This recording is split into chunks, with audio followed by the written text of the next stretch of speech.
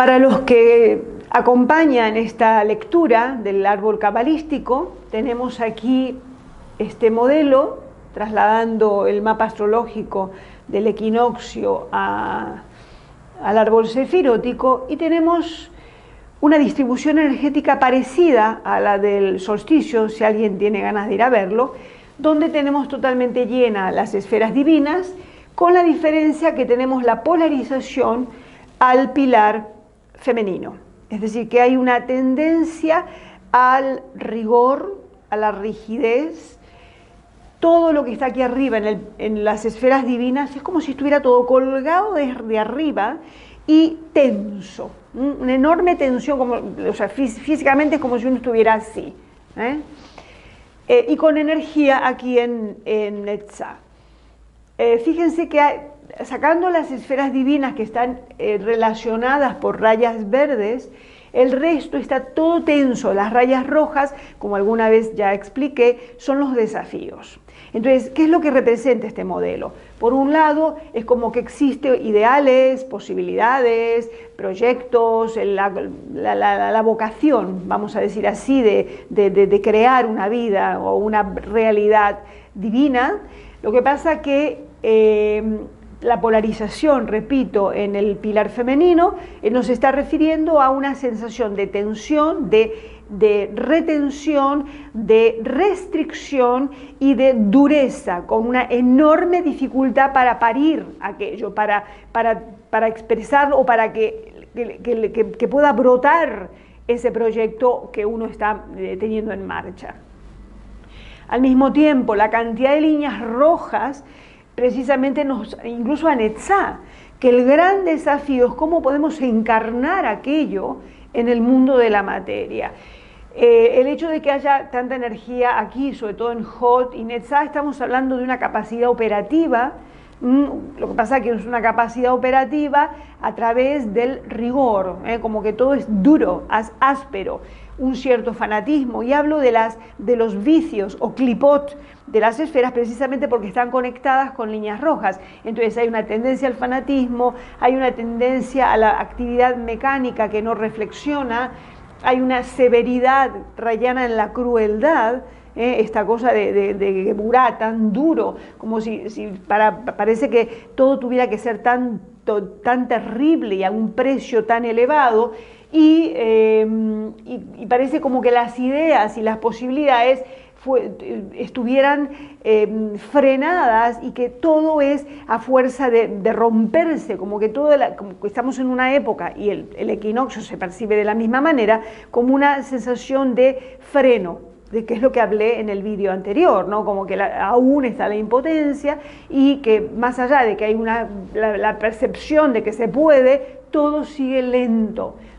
Y repito, con una tendencia a sentirnos atrapados en la dureza de la vida. La falta de energía en Yesod, Tifaret, Gesed y Da'at precisamente nos hablan de las dificultades, dificultad para reconocer lo que nos hace bien, como que estamos en una especie de automático y en una vorágine donde hay que hacer lo que toca o lo que está establecido o lo que nos dicen o lo que se supone que es correcto, pero con una enorme dificultad para pararnos y reflexionar, es que esto me hace bien.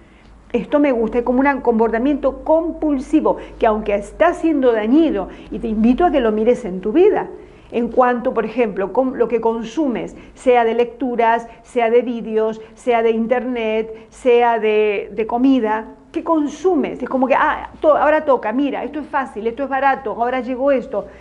¿Estás reflexionando si realmente te hace bien?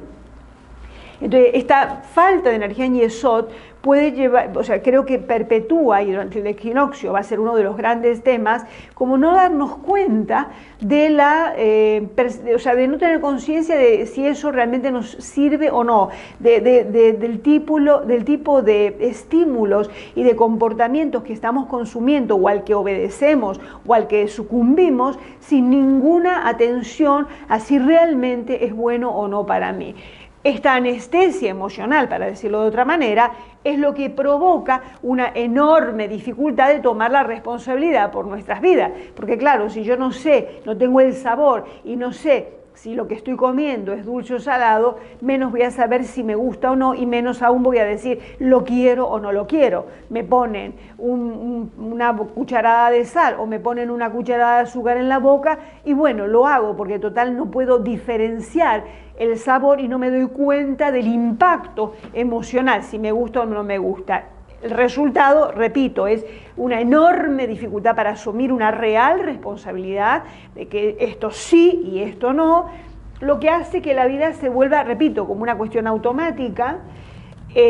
Al no poder asumir una responsabilidad, nos sentimos a expensas de la vida, a expensas del destino, a expensas de lo que está ocurriendo y con una enorme dificultad para encontrar la bondad de la vida, que esto es Gesed, para darnos cuenta de las partes bonitas de la vida, de la dulzura de la vida, y con un terror de tomar cualquier decisión, porque al no tener la percepción profunda de lo que es bueno o no es bueno para mí, menos aún puedo tener el coraje, que eso es dar, para dar un salto y para plantarme y decirme, ¿sabe qué? Esto no me va más realmente y hago un cambio.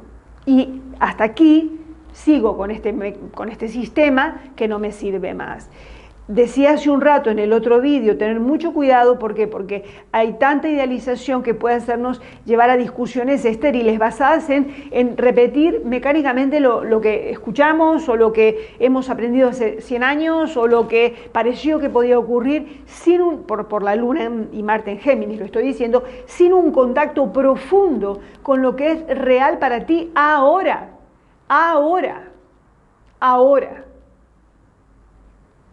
Entonces,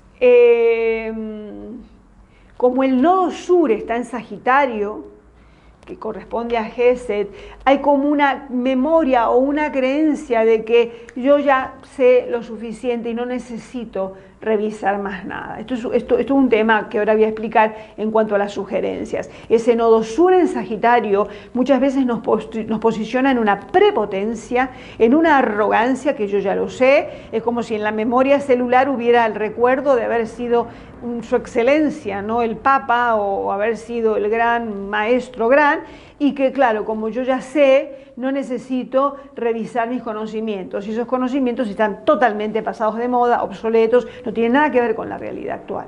Entonces hay que tener muchísimo cuidado con esa inercia automática donde hacemos un montón de cosas sin reflexionar y desconectados de este pilar central que habla de lo que es el eje interno que decide por la propia vida. Entonces, ¿qué ocurre? Este modelo manifestado en los 4 universos de la Cábala, a nivel de Asia, obviamente provoca ese tipo de situación tensa, profundamente insatisfactoria, de sentirnos atrapados en una lentitud, en una dureza, todo cuesta muchísimo.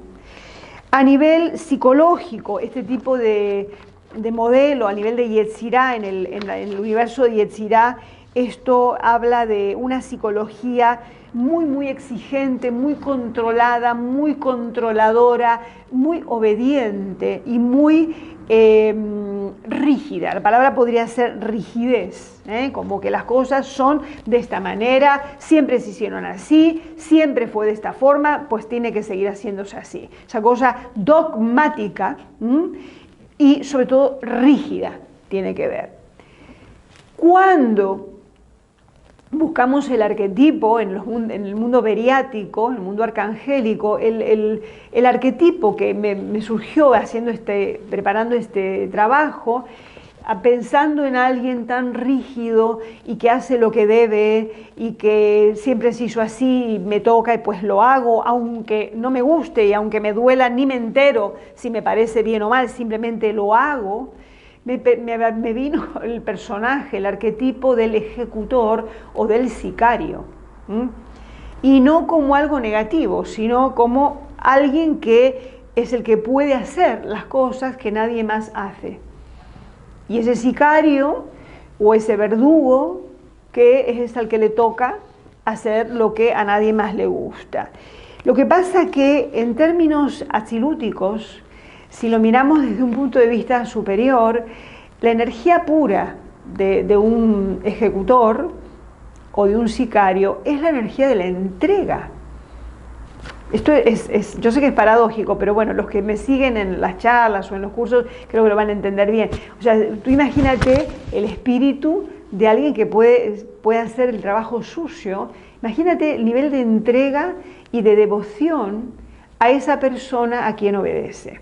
Entonces estamos hablando en un nivel axilútico de que estamos en una época donde, y en este equinoccio, donde vamos a poder tocar en algún momento o ser inspirados por esa energía de la entrega y de la entrega a ese mandato divino que está muy representado por esta zona habitada del árbol, las esferas divinas que están habitadas aquí en este modelo. Al hacer esta reflexión, me viene también una figura bien distinta, el masón. O sea, dentro de la tradición esotérica histórica, el masón, no hablo de lo presente, sino del origen de los masones, de la masonería. Hay figuras muy bonitas. El masón dice que es el constructor, más allá de la historia concreta, pero la simbología es muy interesante. El masón es el constructor y el gran arquitecto del universo es Dios, el gran arquitecto del universo. Y el masón se entrega y tiene devoción hacia la gran obra. ¿Y cuál es la gran obra? La gran obra es el sacar o conseguir que el diamante en bruto, que es el ser humano, son estas las palabritas que se usan en la masonería, el diamante en bruto, que es el ser humano, la piedra bruta, que es el ser humano, pueda relucir con la genuina luz espiritual, que se vuelve un brillante.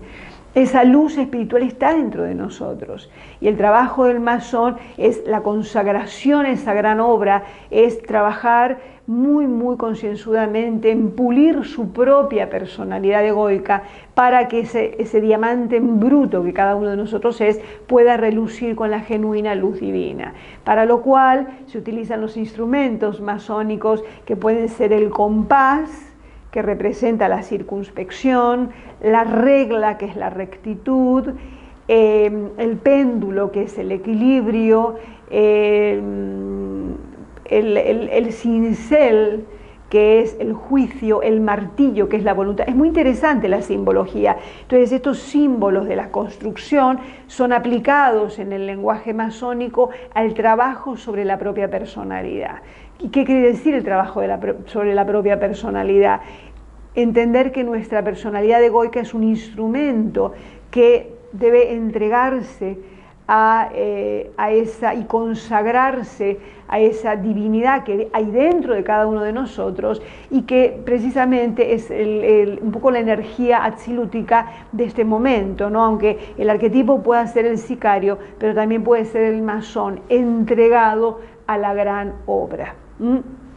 ¿Qué ocurre? En su forma distorsionada, esa entrega nos puede hacer perder el discernimiento y si en algún momento uno perdió esa referencia o ese faro interno de lo que es lo real, lo que es la luz original, a veces podemos llegar a un callejón sin salida. Me estaba acordando al pensar en esto, hubo un experimento muy muy conocido del que incluso se hizo algún film en un laboratorio, yo no sé si se hizo en la década del 50 o algo así, experimentación con la psicología humana. Entonces era un grupo de estudiantes que estudiaban psicología o psiquiatría, que estaban en un espacio donde tenían que aplicar descargas eléctricas a un sujeto y era para ver el impacto de la electricidad aplicada a los electroshocks. El sujeto estaba en un espacio y todos los alumnos lo veían desde arriba, desde esos cristales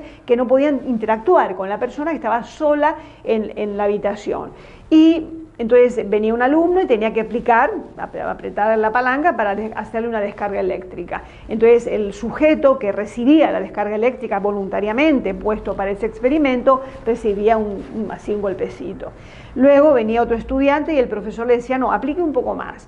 Entonces aplicaba un poco más y la reacción era esta. Y así iba increciendo hasta que en algún momento el profesor le indica al alumno que tiene que descargar mucho más. Y claro, el alumno sigue aplicando lo que el profesor le dice, hasta que llega un momento que la persona que está siendo trabajada, digamos el sujeto, recibe una súper descarga eléctrica que termina medio muerto o en estado de shock. Y el experimento, que yo creo que muchos de ustedes lo habrán visto, radicó en ver cómo el estudiante que está tutelado por un profesor y a quien supuestamente le debe respeto y obediencia, hace lo que el profesor le dice sin discernir si lo que le están diciendo es correcto o no. Lo interesante es que ya en realidad no existía tal descarga eléctrica y la persona que estaba recibiendo esas supuestas descargas era un actor. Pero más allá de que haya sido verdad o no, lo interesante es cómo alguien que está entregado a un poder externo puede perder totalmente el discernimiento personal y ser instrumento del mal, de la destrucción, porque alguien se lo dice. Que esto es lo que se llama hoy en día la entrega del poder, donde uno deja de ser la propia autoridad para volverse satélite del otro, que es precisamente la falta de energía en Yesod y en Tifaret. Y este es el momento que estamos viviendo. La gente no piensa. No sé, te invito para que lo reflexiones. Tú valoras, analizas todo lo que te dicen, cuestionas las cosas o las consumes porque lo dijeron en la televisión o porque lo hace toda la familia o porque ahora es lo que toca. Claro, yo sé que esto, la mayoría de lo que estáis escuchando, yo sé que reflexionáis, porque si no, no estarías escuchando esta charla, pero es lo que vemos a nivel colectivo. Entonces, esa devoción y esta gran obra y esta entrega a ese Dios ha de ser al Dios interior, no a algo externo. Por lo tanto, en el siguiente vídeo van las sugerencias.